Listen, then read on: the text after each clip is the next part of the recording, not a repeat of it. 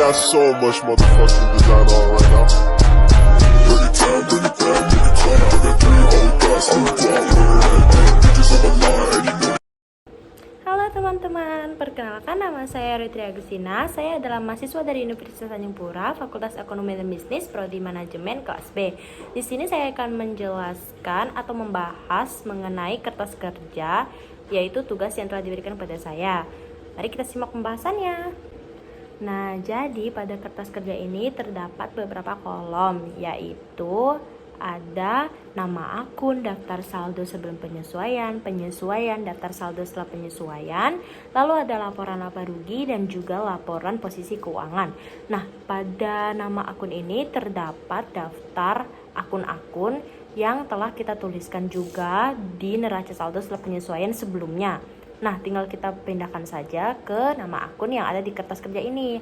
Lalu terdapat daftar saldo sebelum penyesuaian.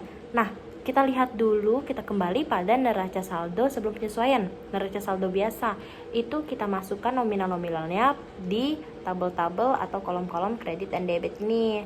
Lalu terdapat juga penyesuaian. Nah, penyesuaian ini terdapat di jurnal penyesuaian. Jadi ada beberapa akun yang mengalami penyesuaian dan juga ada akun yang tidak mengalami penyesuaian. Jadi akun-akun yang tidak mengalami penyesuaian ini dikosongkan saja pada tabel atau pada kolom penyesuaian ini. Lalu terdapat juga daftar saldo sesudah penyesuaian. Nah, daftar saldo setelah penyesuaian ini tinggal kita masukkan saja harga-harga atau nominal-nominal atau isi-isi yang terdapat pada neraca saldo setelah penyesuaian yang telah kita susun sebelumnya. Jadi tinggal kita masukkan saja nominal-nominalnya. Nah, teman-teman, tak lupa juga kita hitung jumlah saldo yang telah kita masukkan tadi, baik itu di daftar saldo sebelum penyesuaian maupun daftar saldo setelah penyesuaian.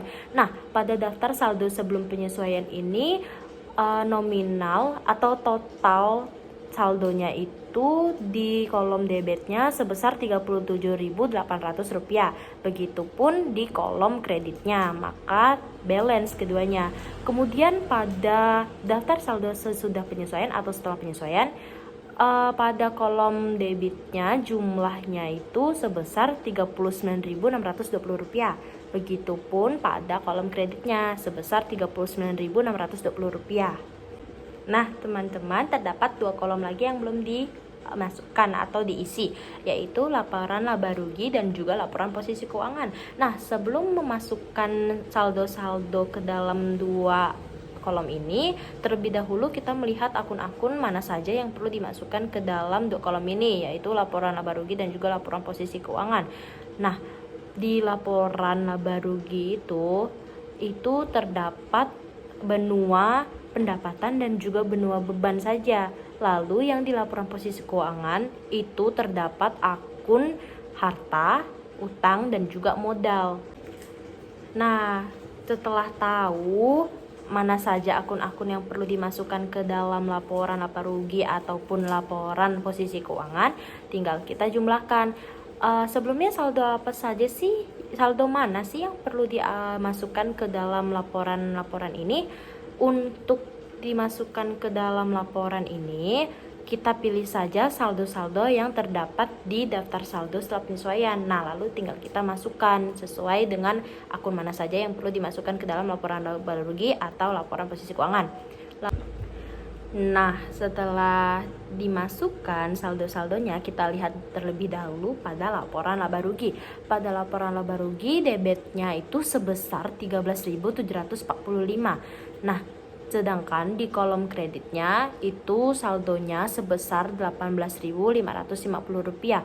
Kemudian kita kurangkan. Nah, barulah kita mendapatkan laba bersihnya. Laba bersihnya sebesar Rp4.805. Lalu kita hitung pada laporan posisi keuangannya. Laporan posisi keuangan pada kolom debit ini sebesar Rp25.875. Kemudian pada kolom kreditnya saldonya sebesar Rp21.070. Kemudian kita kurangkan juga, maka hasil laba bersihnya adalah sebesar Rp4.805. Oh iya teman-teman, sebelumnya laporan laba rugi dan juga laporan posisi keuangan itu laba bersihnya diletakkan pada kolom debit dan kredit. Jadi pada laporan laba rugi, laba bersihnya diletakkan pada debit, sedangkan pada laporan posisi keuangan, laba bersihnya itu diletakkan pada kolom kredit. Nah teman-teman, sebelumnya kenapa sih yang di bagian atau di kolom jumlah itu hasil antara laporan laba rugi dan juga laporan posisi keuangan itu tidak balance di kolom debit dan kreditnya? Nah, itu untuk menghasilkan hasil laba rugi yang balance antara laporan laba rugi dan juga laporan posisi keuangan. Tadi disebutkan jumlah dari laporan laba rugi ini pada kolom kreditnya sebesar Rp13.745. Kemudian pada kolom kreditnya itu sebesar Rp18.550. Nah, laba bersihnya ini kan di laporan laba rugi ini diletakkan pada kolom debit. Maka kolom debitnya dengan jumlah yang di kolom debit ini dijumlahkan menjadi Rp18.550. Nah, pada kolom kredit tadi kan tidak perlu ada penjumlahan, maka tinggal kita turunkan saja. Jadi hasil antara debit dan kreditnya balance, yaitu sebesar Rp18.550. Kemudian pada laporan laba rugi juga seperti itu. Karena laba bersihnya diletakkan pada kolom kredit, maka kita jumlahkan di kolom kreditnya. Tadi disebutkan bahwa jumlah dari kolom debit di laporan posisi keuangan itu sebesar Rp25.875. Kemudian kita turunkan saja karena tidak terjadi penjumlahan maupun pengurangan. Kemudian kita lihat pada kolom kreditnya itu jumlahnya sebesar Rp21.070.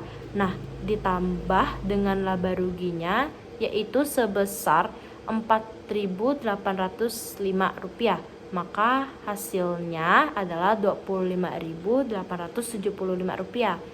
Balance di antara debit dan kreditnya sebesar Rp25.875.